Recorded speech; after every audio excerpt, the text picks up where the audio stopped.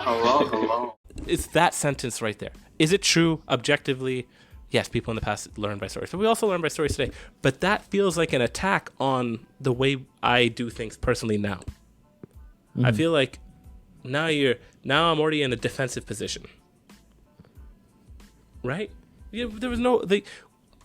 I get the idea. The idea was to highlight the importance of stories. But in doing so, we bashed the personality of a person. We could have just said, the stories are really important and... stories are valuable, so and we're gonna learn by a story, or do it. Just say the story and learn. Exactly.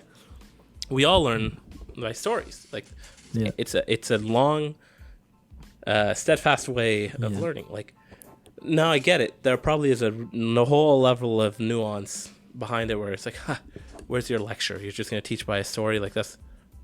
But and that's probably something I'm missing out on here, and I'd love to learn that. But it's when I hear those kind of statements that then now I just heard to me what sounds like a whole lot of intentional words that's setting me up to try to sell something to me. And now I'm on defense. And now I roll my eyes. Exactly. And I think the reason the blanket exercise worked really well is I think the idea of not knowing what's coming is also important. Yeah. Because all we saw was blanket exercise, download these backgrounds, be ready. Like, we didn't know what was going to happen. And then we go in there, they're telling us this story with real experiences, and they have, data, all that to back it up, but they're telling us their own story from the people who had the story.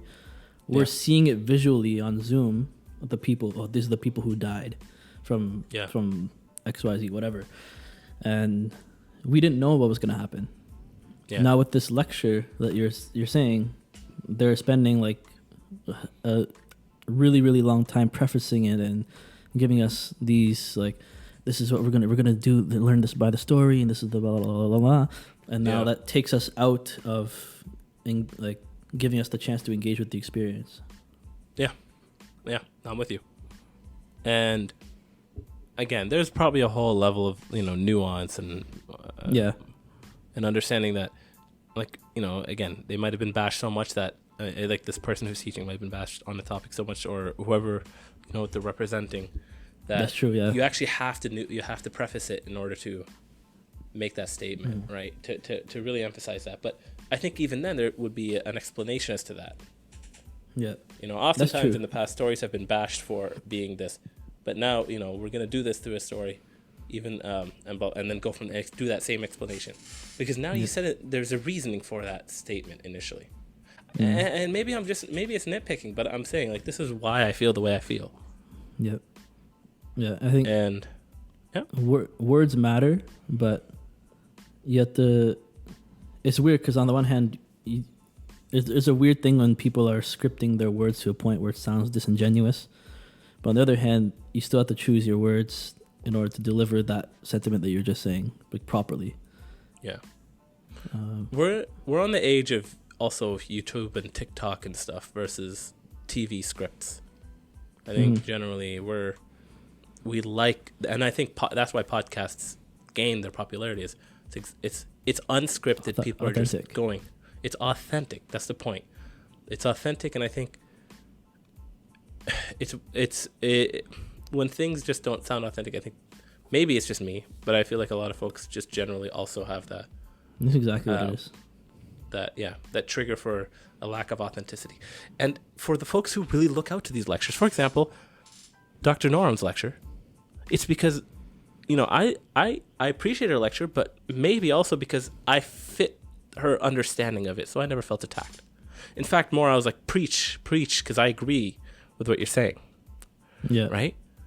And maybe that's just my bias. And maybe maybe she did say things in a way that was annoying or whatever, but the point is, what I'm trying to get at, I get back. But the point what I'm trying to get at is, it's to make it, these topics are being taught to teach people who don't know about these topics. We're not trying to reach out to the people who already know about these topics. Yeah. Those are the ones who are already going to be fighting and saying, yes, this is awesome right from the get-go. No, reaching out to folks who don't know this topic, who need to learn this topic and understand the importance of the topic. Yeah. But we have to be able to talk at get at. You know what I mean? Yeah. What vibes for them? Yeah. Yeah. It's such a challenge. Yeah, and I think that's why a lot of comedians, by the way, are like there's like maybe it's just maybe because what I follow, but there's a lot of those comedians now that are really popular, like Bill Burr, Dave Chappelle's, and whatever. I think it's just because they spit what people want to hear. They spit like what feels authentic to people.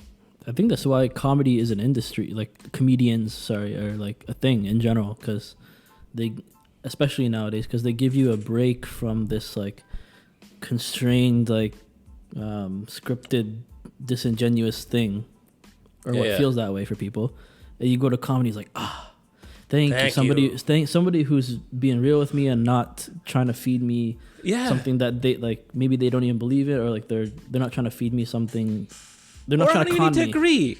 Yeah, I don't even need to agree with what they're saying, but I'm finding the humor in what they're saying because they're saying authentically.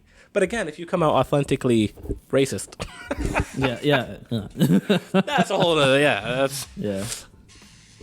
Even then, comedians they play on that line.